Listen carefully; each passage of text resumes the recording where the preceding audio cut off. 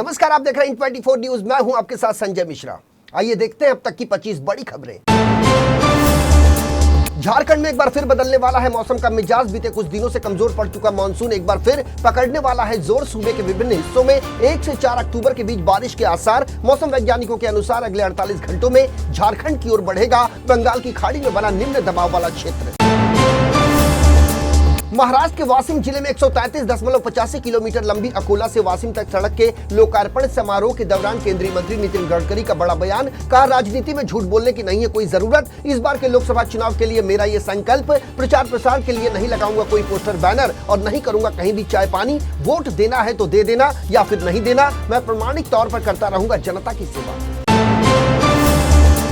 5 राज्यों में हो रहे विधानसभा चुनाव के बीच उत्तर प्रदेश में 2024 को लेकर अभी से बिछना शुरू हो गया है राजनीतिक बिसात। यूपी में बीजेपी की स्थिति काफी मजबूत, लेकिन इंडिया गठबंधन का मुकाबला करने के लिए बीजेपी के सामने कई तरह की चुनौतियां। ऐसे में मध्य प्रदेश की तरह यूपी में भी अपने कई राष्ट्रीय स्तर के नेताओं को विधानसभा चुनाव में उतार सकती है भारतीय जनता पार्टी।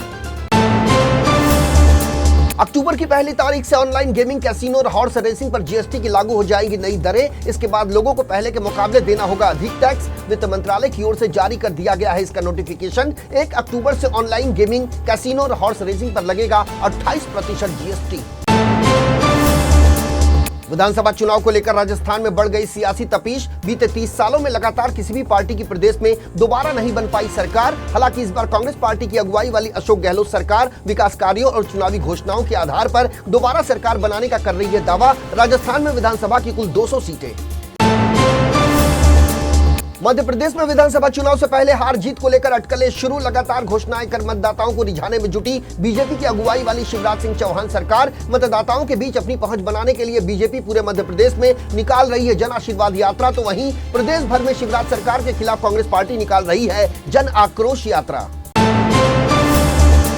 इस रविवार यानी 1 अक्टूबर को खुले रहेंगे उत्तर प्रदेश के सभी प्राइमरी और माध्यमिक विद्यालय। गांधी जयंती के मद्देनजर मनाए जा रहे स्वच्छांजलि कार्यक्रम के तहत 1 अक्टूबर को तय किया गया है 1 घंटे के श्रमदान का कार्यक्रम। मुख्यमंत्री योगी आदित्यनाथ ने इस अवसर पर बेसिक और माध्यमिक विद्यालयों में बच्चों की प्रभात फेरी निकालने के दिए निर्देश।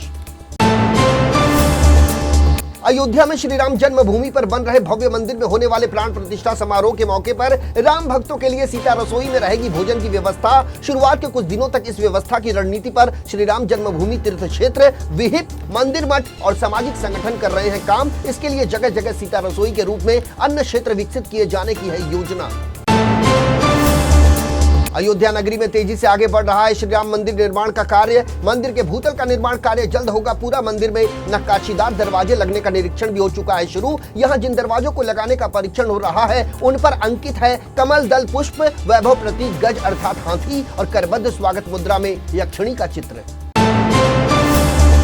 हिमाचल प्रदेश के ऊंचाई वाले इलाकों में हुई भारी बर्फबारी, जिसकी वजह से तापमान में दर्ज की गई गिरावट। बीती रात मनाली लेह राष्ट्रीय उच्च मार्ग पर हुई बर्फबारी। सुबह के वक्त स्पीति घाटी में भी सीजन का पहला स्नोफॉल किया गया दर्ज। मौसम विभाग के मुताबिक अब ऊंचे पहाड़ों पर बर्फबारी होने के बाद मध्यम और कम ऊंचाई वाले इलाकों में भी बढ़ने वाली है ठंड।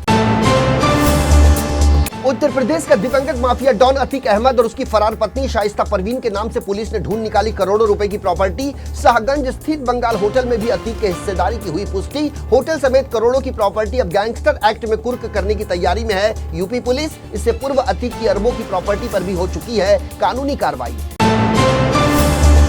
महारेरा ने महाराष्ट्र के 74 बिल्डरों को जारी किया कारण बताओ नोटिस। हाउसिंग प्रोजेक्ट के विज्ञापनों में क्यूआर कोड नहीं छापने का कथित बिल्डरों पर गंभीर आरोप। महारेरा के संज्ञान में ऐसे 107 मामले सामने आए हैं। इनमें से 85 मामलों की हो चुकी है सुनवाई और 6 मामलों में लगाया गया है कुल 2 लाख रुपए का जुर्माना। बाकी मामलों में चल रही है सुनवाई और जुर्माना तय करने की प्रक्रिया।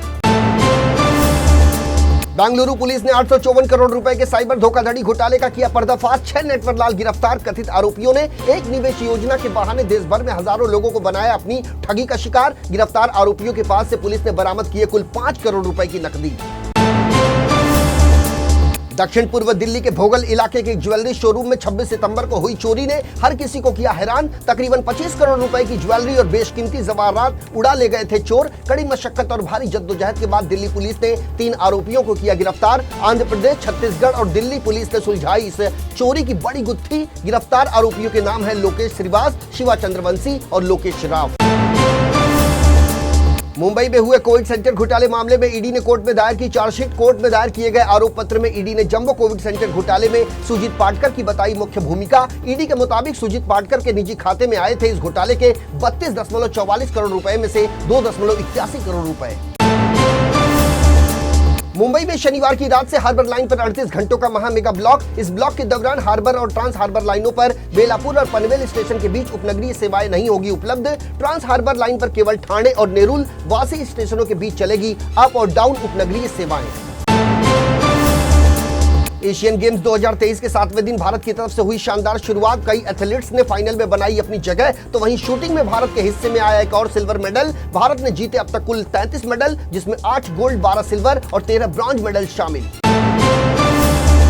इस साल के अंत में 5 राज्यों में होने वाले विधानसभा चुनाव को देखते हुए सरकार ने चुनाव से ठीक पहले जारी की चुनावी बॉन्ड की 28वीं किस्त। 4 अक्टूबर से 13 अक्टूबर 2023 तक यानी 10 दिनों तक भारतीय स्टेट बैंक की 29 शाखाओं में चुनावी बॉन्ड बिक्री के लिए रहेंगे उपलब्ध। देश में चुनावी बॉन्ड जारी करने वाला SBI एकमात्र अधिकृत bank.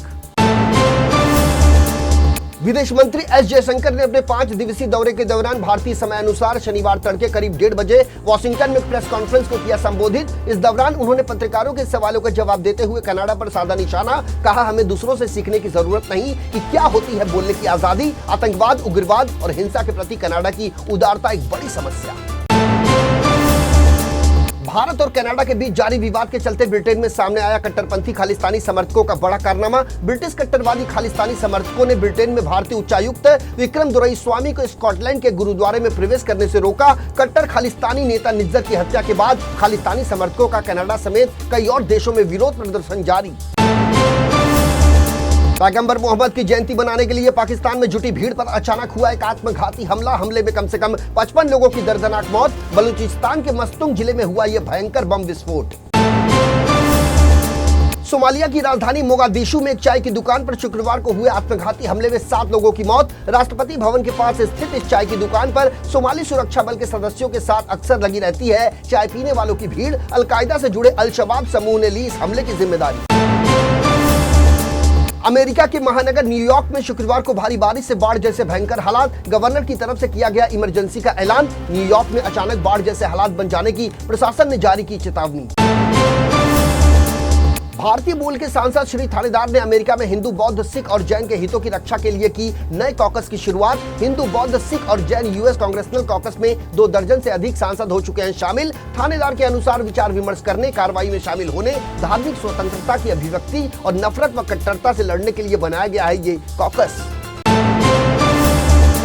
Austria, France, Germany, Poland और स्विट्जरलैंड के लिए इस साल सितंबर का महीना रहा सबसे ज्यादा गर्म। स्पेनिश और पुर्तगाली राष्ट्रीय मौसम संस्थानों ने दी चेतावनी। कहा, इस सप्ताह के अंत में असामान्य रूप से बढ़ने वाला है गर्म तापमान। वैज्ञानिकों का कहना है कि मानव गतिविधि के कारण होने वाले जलवायु परिवर्तन से बढ़ रहा है वैश्विक तापमान। तो ये थी अब तक की 25 बड़ी खबरें। देश और दुनिया की ताजा तरीन खबरों के लिए बने रहिए इन 24 न्यूज के साथ। पूरी टीम के साथ मुझे यानी संजय मिश्रा को दीजिए इजाजत। नमस्कार।